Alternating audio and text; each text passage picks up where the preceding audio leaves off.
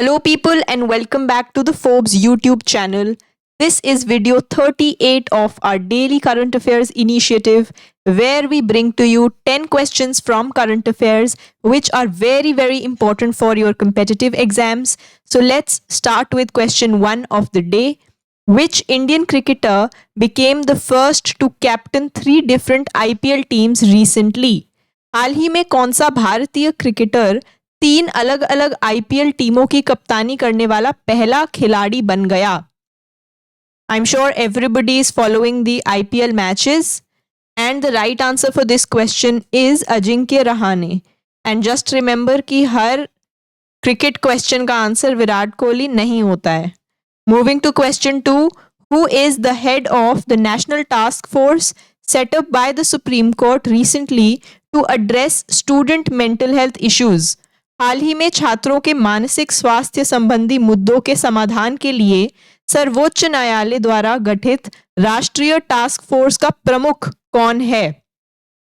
Who is at the head of the National Task Force by the Supreme Court for student mental issues? The answer is Justice S. Ravindra Bhatt, and this is following an NCRB report जिसमें बताया गया कि according to 2021 के statistics, about 13,000 suicide cases were among students.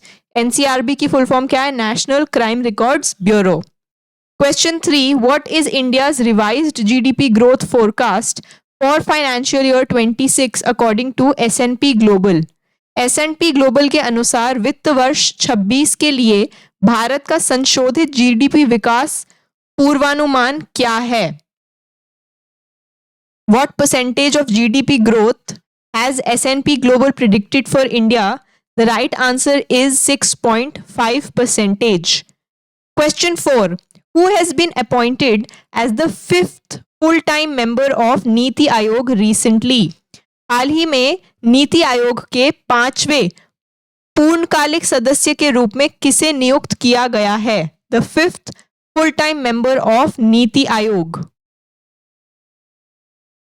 And the right answer is Rajiv Gauba. So NITI Aayog जो है वो हमारा एक थिंक टैंक है, इंडिया का एक थिंक टैंक है जिसको 2015 में लाया गया to replace the erstwhile planning commission, और इसमें दोनों centre as well as state के रिप्रेजेंटेटिव्स होते हैं. And the 5th full time member here is Rajiv Gauba. Basically इसमें कुछ फुल टाइम मेंबर्स होते हैं, कुछ पार्ट टाइम मेंबर्स भी होते हैं, तो उसमें से 5th फुल टाइम मेंबर का नाम है Rajiv Gauba. Question 5, what is the primary goal of the green and digital shipping corridor between India and Singapore? Bharat और सिंगापुर के बीच ग्रीन और डिजिटल शॉपिंग कॉरिडोर का प्राथमिक लक्ष्य क्या है? Why exactly have we introduced a green and digital shipping corridor with Singapore? The right answer is promotion of maritime digitalization and decarbonization. The question can also be asked otherwise कि India ने green and digital shipping corridor कौन सी country के साथ launch किया है? So the answer would be Singapore. Question 6, what is India's current milk production as of 2025? वर्ष 2025 तक भारत का वर्तमान दूध उत्पादन कितना है? The production of milk in India as of statistics 2025, the answer is 239 MMT. So basically हम ग्लोबल प्रोडक्शन का 24% आउटपुट इंडिया को जाता है. That is India is producing 24% of global output of milk. And जो हमारा 2014 का राष्ट्रीय गोकुल मिशन है, राष्ट्रीय गोकुल मिशन, वो एसोसिएटेड है मिल्क प्रोडक्शन से. इसको हमने प्रीवियस वीडियोस में भी एक क्वेश्चन में डिस्कस किया हुआ है. A small disclaimer, CUET target crash course 40 days का क्रैश कोर्स है. The batch is starting from 1st of April and validity would be till May 2025, जब तक आपके CUET के एग्जाम्स कंप्लीट नहीं हो जाते. These are the subjects that we are offering. Online और ऑफलाइन दोनों कोर्सेज अवेलेबल हैं. मॉक टेस्ट्स फ्री में इंक्लूडेड है. PYQ डिस्कशंस होगी डिटेल में, एग्जाम स्ट्रैटेजीज भी डिस्कस की जाएंगी, एंड सारा आपको मटेरियल प्रिंट में मिलेगा. Only 3 days are left for the batch to start, तो जल्दी जल्दी एनरोल कर लीजिए। ब्रांच 1 हमारी ऑफलाइन के लिए उत्तम नगर में है एंड ब्रांच 2 गुरु हरकिशन नगर में। एंड अगर कोई क्वेरीज हैं तो आप हमारे कॉन्टैक्ट नंबर्स पर या फिर इस वीडियो के कमेंट्स में पूछ सकते हैं। Question 7, which company recently acquired 100% equity stake in Nauyan tradings private limited? हाल ही में किस कंपनी ने एनटीपीएल में 100% इक्विटी हिस्सेदारी हासिल की है? 100% equity. And the right answer is Reliance Industries Limited. So Reliance Industries Limited ने actually एक टेक ओवर टाइप कर लिया है NTPL का, because 100% इक्विटी का मतलब है 100% ओनरशिप ऑफ दैट कंपनी या 100% stakes of that company are now in the name of Reliance Industries Limited. Question 8. In which category did Sunil Kumar win a bronze medal at the Asian Wrestling Championship 2025?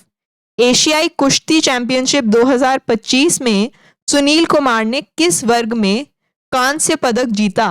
Bronze medal. Sunil Kumar in Asian wrestling championship 2025, which category? The answer is 87 kg Greco Roman category. Question 9, at what age was Manoj Bharathiraja who passed away recently? Manoj Bharathiraja जिनका हाल ही में निधन हो गया कितने वर्ष के थे? An extremely factual question and the right answer is 48 years. At the tender age of 40 years, Manoj Bharti Raj deceased due to cardiac arrest, and he was a Tamil actor director and famous of legendary actor Bharati Raj. So he died at the tender age of 48. Last question of the day, what is the length of the new Pamban Bridge which will be inaugurated by Prime Minister Narendra Modi? नए Pamban bridge की लंबाई कितनी है जिसका उद्घाटन प्रधानमंत्री नरेंद्र मोदी करेंगे? The length of the new Pamban Bridge, and the right answer is 2.10 kilometers. Basically Pamban island जो है आपका, पंबन आइलैंड पे कौन सा रिलीजियस स्टेशन स्थित है? It is the Rameswaram temple. तो जो आपका रामेश्वरम टेम्पल है वहां पर वो पंबन आइलैंड पे है और वहीं पर पंबन ब्रिज बनाया जा रहा है। उसकी लेंथ होगी 2.10 kilometers.